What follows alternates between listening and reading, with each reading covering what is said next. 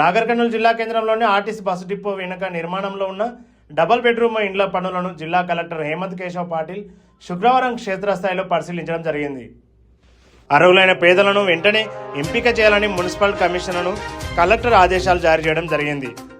Contract మరణించిన నేపథ్యంలో పెండింగ్లో ఉన్న విద్యుత్, తాగునీరు, రహదారి పనులపై ప్రత్యేక ప్రణాళిక సిద్ధం చేయాలని సూచించారు.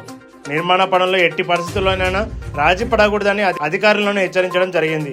మొత్తం 6 బ్లాకుల్లో సిద్ధంగా ఉన్న 192 ఇళ్లను త్వరలోనే లబ్ధిదారులకు అందజేయాలని ఈ సందర్భంగా ఆయన తెలిపారు. ఈ కార్యక్రమంలో PD housing Sangappa, municipal commissioner Nagireddy తదితరులు పాల్గొన్నారు. మీరు ఇద్దరు కలిసి నాకు చెప్పండి, కాంట్రాక్టర్ ముందు పోతారు లేకపోతే బెనిఫిషరీ ద్వారా తీసుకుంటారు. అట్లా నేను లెటర్ పంపిస్తాను. అవన్నీ వెరిఫికేషన్ చేసుకొని ఇచ్చాం సార్. దానికి 15 వాళ్ళు 500 600 దాంట్లో 195 ఇచ్చారు సార్. రిమైనింగ్ వాటి గురించి